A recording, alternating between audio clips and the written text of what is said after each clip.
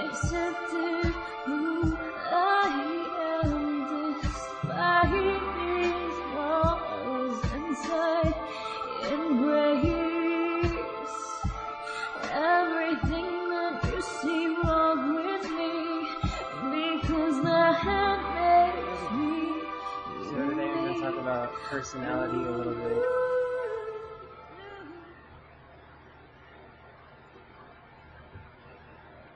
Personality. An image of a person and corresponding interrelationships that the memory has assigned to that person. The corresponding interdependent dimensions of mind called neural links and nets, which create dogmatic understandings, which create an illusion of what reality is that is taken to be real. All of this ties into the illusory construct of the separate image of self, also known as the personality. So, it's not real. So easily said, but not so easily accomplished in completely isolating the personality. It is a process to completely abide in the self and not abide in the personality, because we're so used to abiding in the personality because it's how that we interface with culture. Personality is an interface with culture. So some people say, like, what about this situation? Or, well, I'm going to my friends, I need to have my personality. Or, I'm going to do something and I need to be able to whatever. So it becomes like a cultural interface. So what is culture? It's very temporary. It's a blink of the eye, but it's just the ultimate devotion of all of our energy. Without even realizing it, we give collectively all of our energy to culture, because it's all that we see as being real. It's the only, because it seems so goddamn interlaced with the fabric of reality that we fail to grasp that it's one big lie that fades away, fades in and fades out over the years. There's been many cultures that you would have had to have different personalities to adopt, to adapt, yet none of them have been real, and none of them will continue to be real.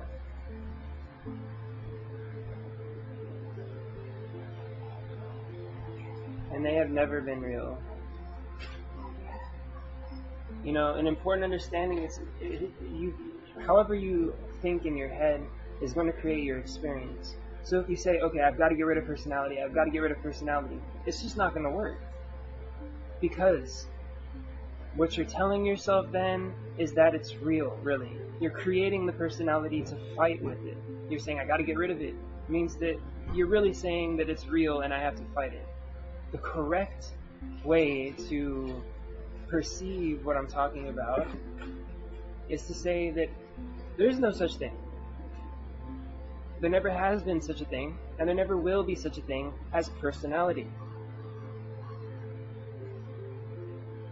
The only thing which exists is that source of your awareness, that place where your consciousness sits.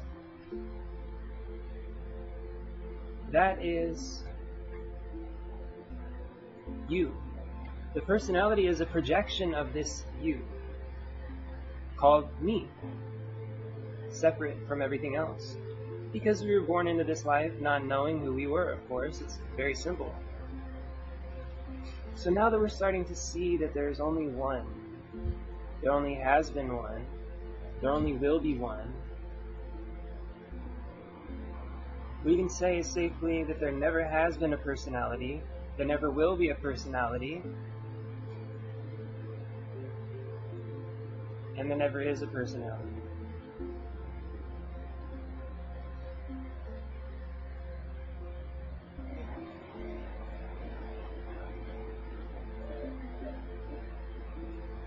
But it seems so clingy, it seems so,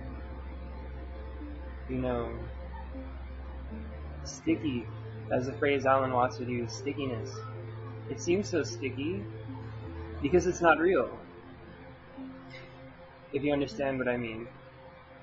And we're so obsessed with that non-reality, that not-self, because it's all we've known for the last however many years that you've been alive, that it seems like we have to fight with it.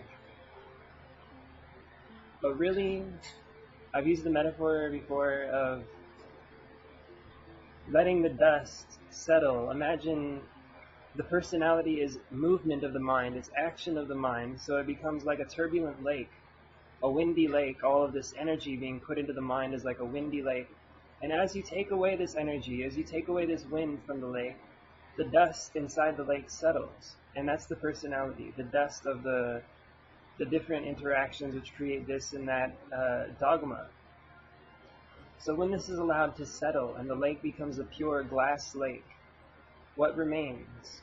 When all of the illusions have been seen to be not real, what remains? The self remains, because that's all that is.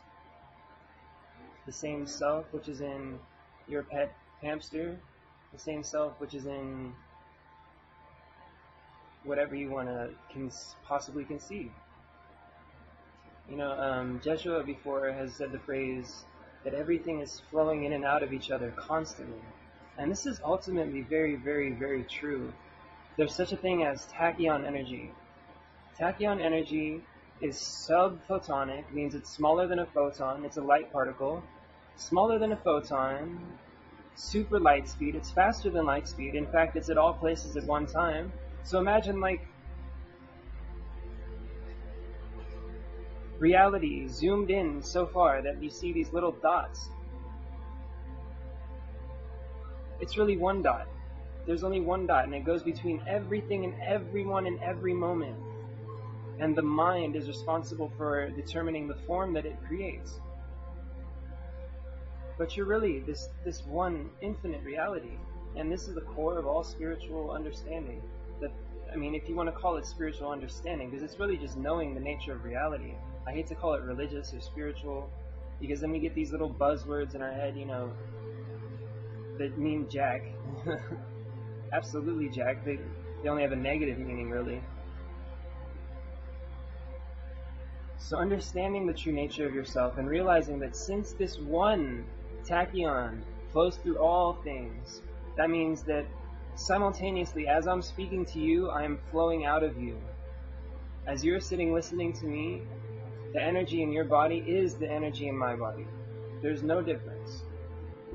Absolutely none. It only appears to be separate in this physical illusion, hologram. But you see, since that one particle is in everything, that means that everything is in everything. Because that one particle contains the totality of creation. So that means that you contain the totality of creation, seeing as the only thing that you are is this one particle. As it moves upwards in these planes of manifestation, the planes of mind, the 7 mental planes, as it moves upward, it becomes things like atoms, and it seems a little bit bigger, and we have these nuclear reactions with atoms, strong force and whatnot, holding the atoms together.